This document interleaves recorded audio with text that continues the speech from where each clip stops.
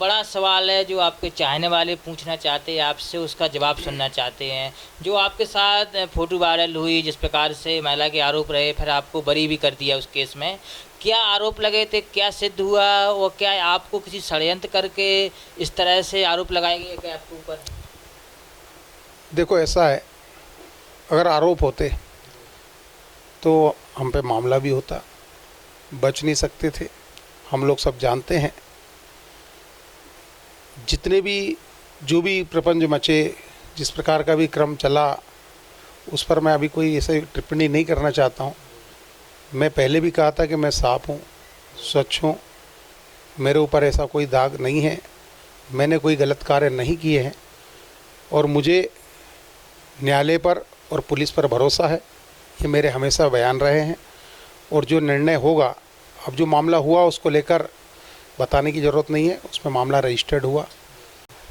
नमस्कार, आप देखें राजधानी समाचार। बात की जाए मध्य प्रदेश की राजधानी भोपाल की, हमारे साथ एक शख्सियत हैं जो लगातार भारतीय जनता पार्टी में पिछड़ा वर्ग मोर्चा में कई वर्षों तक काम किया, अभी भी पार्टी की रीति व नीति के अनुसार काम कर रहे। भगत सिंह कुशवाहा हैं, पिछड़ा वर्ग मोर्चा के पूर्व प्रदेश अध्यक्ष, 2 बार दायित्व मिला, ये बहुत बड़ी बात है। क्षेत्र में सक्रिय है, मध्य प्रदेश की राजनीति में अहम भूमिका मानी जाती। कुशवाहा समाज का जो बहुत वोट बैंक वाला मध्य प्रदेश है, कुशवाहा समाज में भी अच्छी पकड़ मानी जाती है। राजधानी समाचार में पहले कुशवाहा जी आपका स्वागत है। नमस्कार।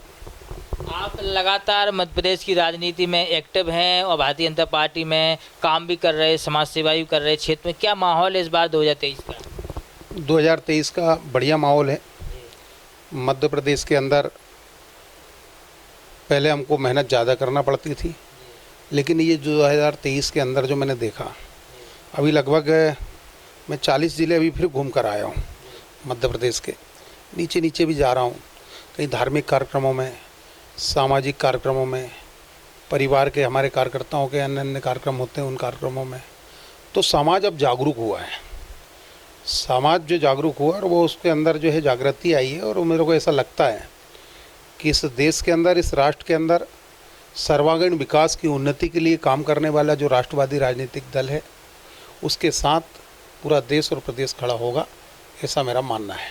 कांग्रेस पार्टी बड़ी खुशी मना रही है कि कर्नाटक तो झांकी है, मध्य प्रदेश अभी बाकी है, बड़े उत्साह के साथ झूम रही है कि मध्य प्रदेश जीतेंगे। क्या कैसे देखते हैं आप? देखो ऐसा है, मेरे को ऐसा लगता है कि जो लाइन है अपने को उस पर ध्यान देने की आवश्यकता है। अपनी लाइन पर ध्यान देना है, अपनी लाइन लगातार बढ़ रही है।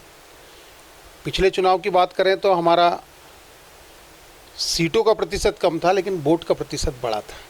इससे क्लियर होता है कि मध्य प्रदेश के अंदर इस राष्ट्रवादी राजनीतिक दल में लोगों के प्रति रुझान लगातार बढ़ रहा है। उसके पीछे कारण कि हमारे यहाँ पर नवाचार हो रहा है। मैं देश की यशस्वी प्रधानमंत्री नरेंद्र मोदी जी को धन्यवाद देता हूँ कि वाकई में जो जैसा कहते थे वैसे हैं। उनका पूरा मन, पूरा मस्तिष्क और पूरा शरीर इस राष्ट्र कार्य के निर्माण के लिए लगा हुआ है। मैं प्रणाम करता हूं उनकी त्याग, समर्पण और कि वाकई में ऐसे देशभक्त, ऐसे राष्ट्रभक्त हमको मिले हैं जो हमारी श्रद्धा, आस्था और प्रेरणा के केंद्र हैं। तो मैं नहीं मानता कि जो लोग बोल रहे हैं उनसे कोई फ़र्क पड़ने वाला है, क्योंकि मैंने एक बात पहले ही कही है कि समाज जागरूक हो चुका है। वो अच्छा क्या है, बुरा क्या है, अपना क्या है, पराया क्या है, ये समझने लगा है और इसका परिणाम अभी 2023 में वो देने वाला है। एक बड़ा सवाल है जो आपके चाहने वाले पूछना चाहते हैं आपसे, उसका जवाब सुनना चाहते हैं। जो आपके साथ फ़ोटो वायरल हुई, जिस प्रकार से महिला के आरोप रहे, फिर आपको बरी भी कर दिया उस केस में। क्या आरोप लगे थे, क्या सिद्ध हुआ और क्या आपको किसी षड्यंत्र करके इस तरह से आरोप लगाए गए क्या आपके ऊपर? देखो ऐसा है, अगर आरोप होते तो हम पे मामला भी होता, बच नहीं सकते थे। हम लोग सब जानते हैं जितने भी जो भी प्रपंच मचे, जिस प्रकार का भी क्रम चला, उस पर मैं अभी कोई ऐसे टिप्पणी नहीं करना चाहता हूँ।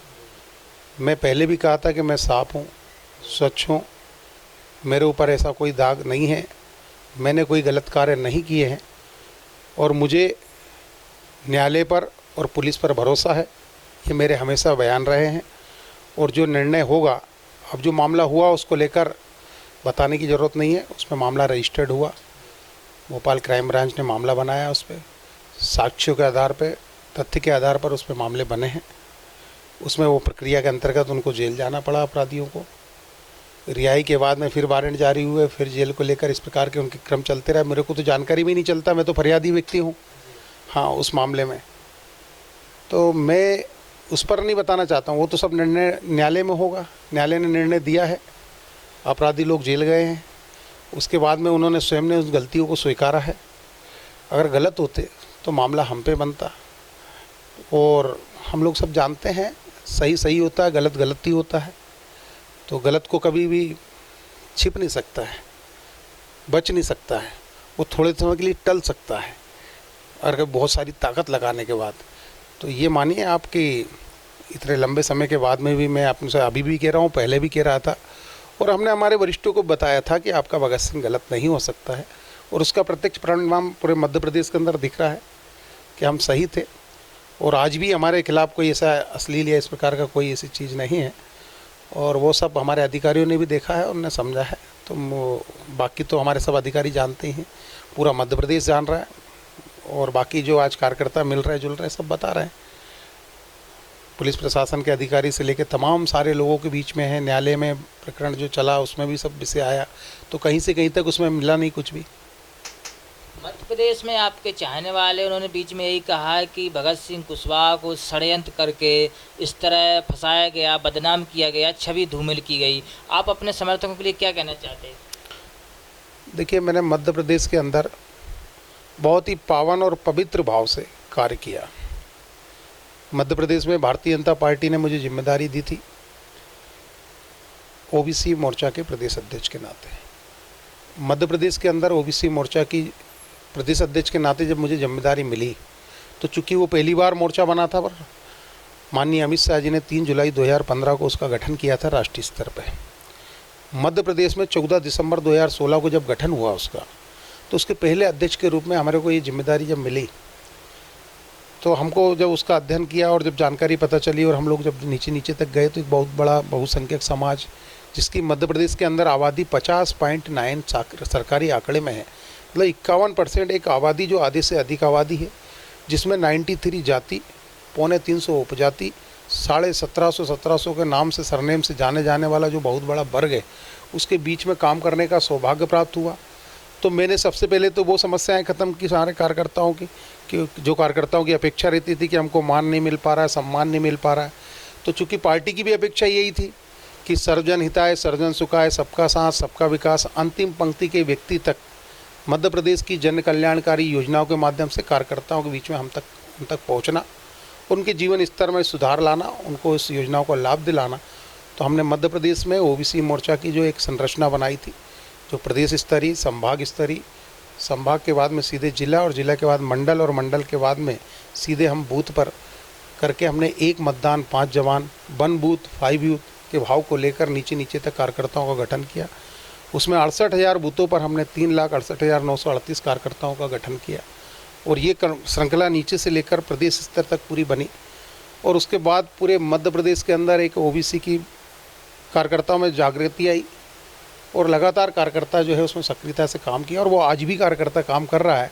तो मैंने तो उनसे जीवंत संपर्क बनाया था, उनके मान सम्मान की जो एक समस्या थी उनको हल करते, उनको सम्मान देने का काम किया, उनके बीच में जाता था, उनके साथ चाय पीना, भोजन करना, उनकी चिंता में, उनके कोई काम है तो उसमें सहभागी बनना, उनके दुख में सहभागी बनना, सुख के कार्यक्रम है तो उनमें शामिल होना। ऐसे मैंने अपने काम किए। जो पार्टी ने मुझे काम दिया था, उसका परिणाम है कि मध्य प्रदेश के अंदर एक बहुत बड़ा वर्ग है ओबीसी, जो भारतीय जनता पार्टी के लिए शुरू से था ही, लेकिन और सक्रियता के साथ खड़ा हुआ।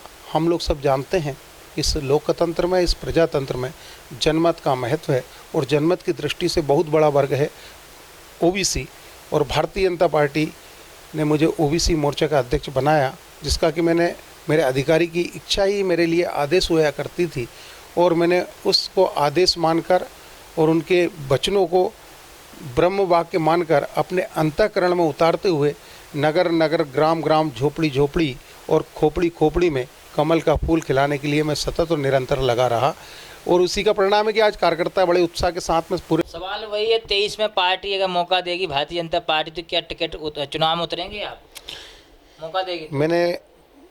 आपने जब पूछा था तो यही बात कही थी कि ये पार्टी संगठन का निर्णय है, फिर भी पार्टी मौका देगा तो पार्टी मौका देगी, सेवा का देती है मौका। मैंने कहा ना कि जीरो से हीरो बनाने का काम पार्टी नहीं किया है ना, फर्श से अर्श ले आने का काम ये भाजपा के अंदर ही होता है। तो भारतीय जनता पार्टी में हमारे बड़े नेताओं का निर्णय है, पार्टी संगठन जो भी काम देता है हम लोगों का काम है उसका अक्षरशः पालन करना। अगर उन्होंने कहा कि ये गेट पर खड़े होना है तो ये भी भारतीय जनता पार्टी का एक काम है, तो उस पर हमारा काम है कि हमको उसको अक्षरशः पालन करते हुए, अधिकारी, मैंने पहले ही कहा कि अधिकारी की इच्छा हम लोगों के लिए आदेश होती थी, अधिकारी का वाक्य हम लोगों के लिए ब्रह्म वाक्य होता है। यही भारतीय जनता पार्टी, और इसी का परिणाम है कि आज भारतीय जनता पार्टी की सरकार पूरे देश में है और मध्य प्रदेश में है और उसके अलावा अन्य अन्य राज्यों में भी है। तो हमारा काम तो लगातार बढ़ रहा है, लोकप्रियता और प्रतिशत लोगों के प्रति जो है हमारा कंटिन्यू बढ़ रहा है। तमाम वो मुद्दे थे और तमाम वो ऐसे आरोप थे जो लग रहे थे, उनके जवाब भी मिले हैं। भगत सिंह कुशवाहा आज भी भारतीय जनता पार्टी को अपनी मां मानते हुए लगातार भारतीय जनता पार्टी में सेवा दे रहे हैं।